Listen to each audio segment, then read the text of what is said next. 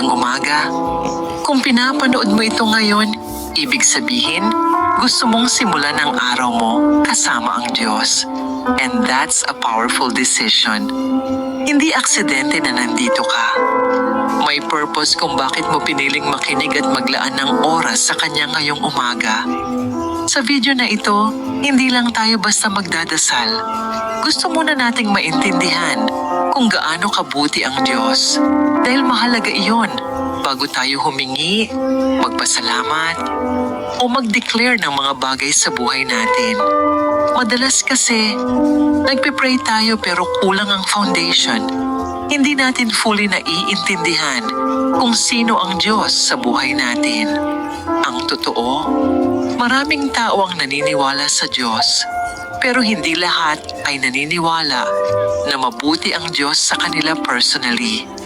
Minsan iniisip natin, oo, mabuti si Lord, pero parang hindi naman sa akin. At doon nagsisimula ang doubt at discouragement. Kaya ngayong umaga, aayusin natin yan. Pag-uusapan natin, ano ba talaga ang ibig sabihin ng kabutihan ng Diyos? Paano natin ito mararanasan sa totoong buhay? At paano tayo makakalakad dito araw-araw? At pagkatapos nito, sabay-sabay tayong mananalangin. Hindi lang basta prayer, kundi isang panalangin na may lalim, paniniwala, at expectation. Kaya kung ready ka, iset mo na ang puso at isip mo. Iwan muna natin ang distractions. Huminga ka ng malalim at mag-focus tayo sa presensya ng Diyos.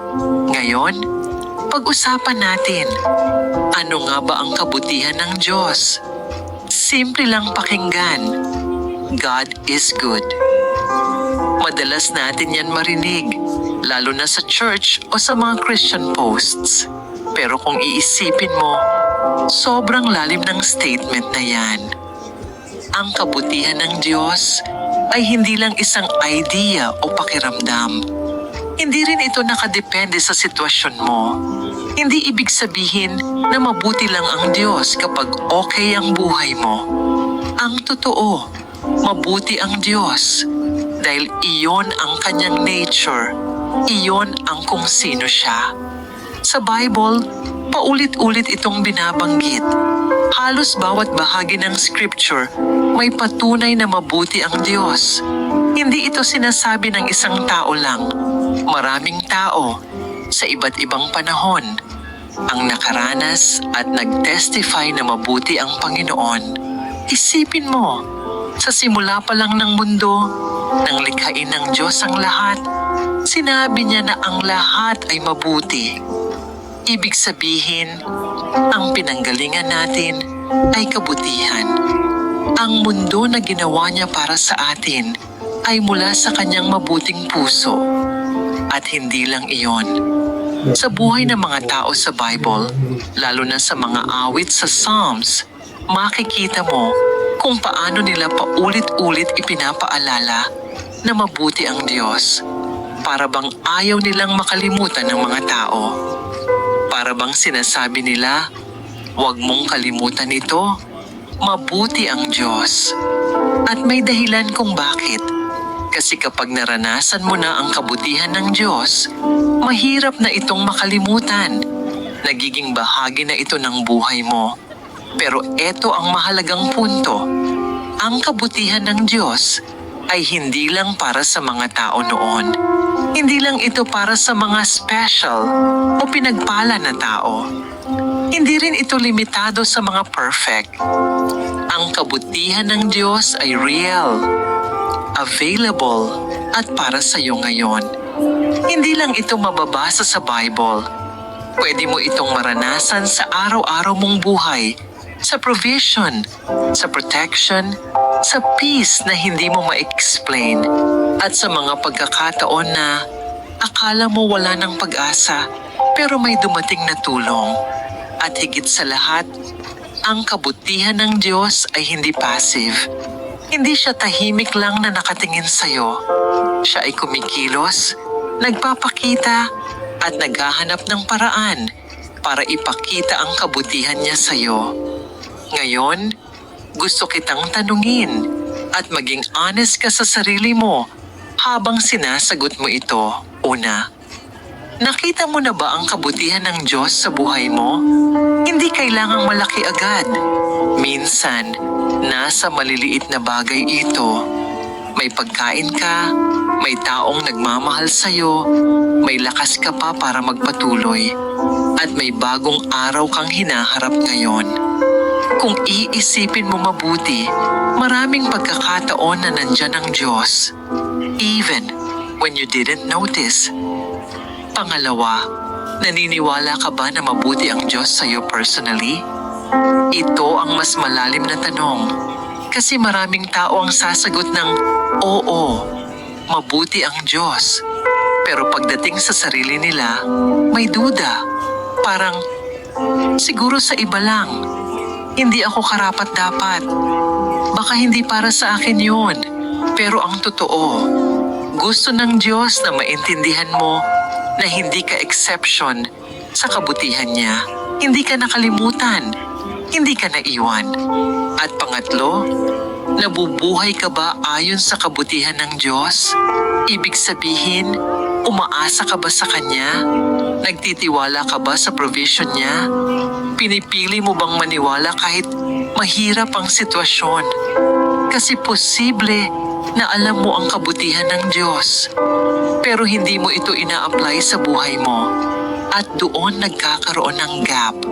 Kaya ngayong umaga, bago tayo mag-pray, i-check natin ang puso natin. Kung saan ka man ngayon, kahit puno ng doubt, pagod o takot, okay lang.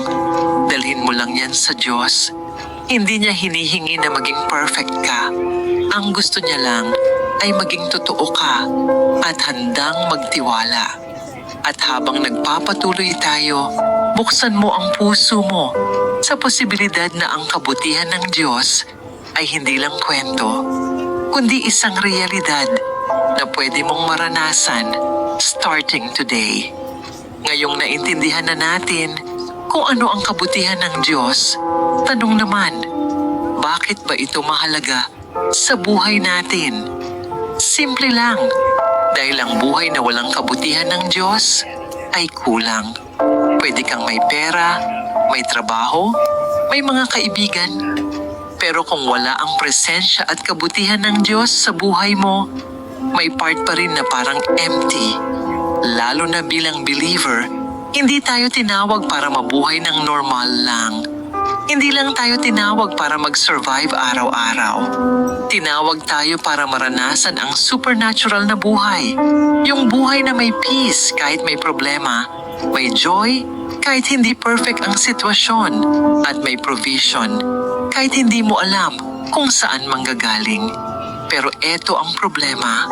Maraming Christians ang alam na mabuti ang Diyos, pero hindi nila nararanasan ang kabutihan niya sa buhay nila. Bakit? Kasi hanggang knowledge lang, hindi nagiging lifestyle. Parang ganito, alam mong may pagkain sa mesa, pero hindi ka kumakain. Alam mong may blessing, pero hindi mo tinatanggap. Hindi pwedeng sabihin natin na save tayo, pero nabubuhay tayo na parang wala namang nagbago. Hindi pwedeng sinasabi natin na may power ang Diyos, pero ang buhay natin puno pa rin ng takot, doubt, at kakulangan. Sa totoo lang, sayang. Parang hindi natin fully tinatanggap ang regalo ng salvation. Ang kabutihan ng Diyos ay hindi lang bonus. Kailangan natin ito. Ito ang nagbibigay kulay, direksyon, at purpose sa buhay natin. Ito ang nagpapaalala na hindi tayo nag-iisa at may Diyos na actively involved sa bawat detalye ng buhay natin. Kaya kung gusto mong maranasan ang buhay na inihanda ng Diyos para sa iyo, kailangan mong matutong mamuhay sa kabutihan niya araw-araw. Paano maglakad sa kabutihan ng Diyos? Ngayon, praktikal tayo. Paano nga ba natin magagawa ito? Paano tayo magsisimulang mamuhay sa kabutihan ng Diyos? Step 1. Kilalanin na mabuti ang Diyos. Hindi lang ito basta positive thinking o motivational statement. Hindi ito feel-good lang. Ang katotohanan, mabuti ang Diyos kahit anong mangyari. Kahit hindi mo pa nakikita ang sagot sa prayers mo, mabuti pa rin siya. Kahit may pinagdadaanan ka ngayon, hindi nagbabago ang nature niya. Kailangan mong iset ito sa isip mo. Ang Diyos ko ay mabuti, hindi lang minsan, kundi palagi. At kapag malinaw ito sa'yo, magsisimulang magbago ang perspective mo sa buhay. Step 2. Paniwalaan ito para sa sarili mo. Ito ang madalas na na-miss ng marami. Maraming tao ang naniniwala na mabuti ang Diyos. Pero hindi sila naniniwala na mabuti ang Diyos sa kanila. Alam nila, kayang mag-heal ng Diyos, kayang mag-provide ng Diyos, kayang mag-bless ng Diyos. Pero sa isip nila, hindi siguro para sa akin. Kaya kahit nandyan na ang blessing, hindi nila ito inaangkin. Kaya mahalaga na i-shift mo ito. Sabihin mo sa sarili mo, mabuti ang Diyos at mabuti siya sa akin. Hindi dahil karapat-dapat ka, kundi dahil iyon ang puso niya. Gusto ng Diyos na ipakita ang kabutihan niya sa iyo. Hindi lang paminsan-minsan, kundi araw-araw. Step 3. Tanggapin at i-apply araw-araw. Hindi sapat ang alam at paniniwala. Kailangan may action. Ang paglalakad sa kabutihan ng Diyos ay intentional. Ibig sabihin, pinipili mo ito araw-araw. Pinipili mong magtiwala kahit hindi mo nakikita ang buong picture, umasa sa Kanya kahit may uncertainty, at maniwala sa promises niya kahit may contradiction sa paligid mo. At minsan, kailangan mong i-remind ang sarili mo, hindi ako magsasettle sa kulang dahil ang Diyos ko ay Diyos ng kasaganaan. Unti-unti, habang ginagawa mo ito, mapapansin mo na nagbabago ang buhay mo, not overnight, pero steadily. Ito ang isa sa pinakamagandang katotohanan na kailangan mong tandaan. Ang kabutihan ng Diyos ay hindi lang naghihintay sa'yo. Hinahabol ka nito. Isipin mo yon. Hindi ka lang naglalakad papunta sa kabutihan ng Diyos, kundi ang kabutihan niya mismo ang lumalapit sa'yo. Naghahanap ng paraan para maabot ka. Parang sinasabi ng Diyos, gusto kitang pagpalain. Gusto kitang tulungan. Gusto kitang mahalin araw-araw. At ang mas maganda pa dito, walang ibang tao na mas gustong pagpakitaan ng kabutihan ng Diyos, kundi ikaw. Oo, ikaw mismo. Hindi ka pangalawa. Hindi ka extra lang. Hindi ka baka sakali. Ikaw ay minamahal ng Diyos. Pinili niya at bahagi ng kanyang plano. Kaya huwag mong isipin na ang kabutihan ng Diyos ay para lang sa iba. Hindi ka exception. Kasama ka. At simula ngayon, pwede mong piliin na mamuhay na may ganitong mindset. Hindi ka hinahabol ng problema. Hindi ka hinahabol ng takot. Kundi hinahabol ka ng kabutihan at awa ng Diyos. Kaya kahit anong harapin mo sa araw na ito, pwede kang maglakad ng may confidence. Hindi dahil perpekto ang sitwasyon mo, kundi dahil alam mong may Diyos na mabuti. At ang kabutihan niya ay aktibong kumikilos sa buhay mo. At sa mindset na yan, mas magiging meaningful ang prayer natin. Dahil hindi ka na nagmamakaawa, kundi lumalapit ka sa isang Ama na handang ibigay ang kanyang kabutihan sa iyo. Ngayon na mas malinaw na sa atin kung gaano kabuti ang Diyos, oras na para hindi lang natin ito isipin, kundi i-declare at iangkin sa panalangin. Hindi ito basta dasal lang.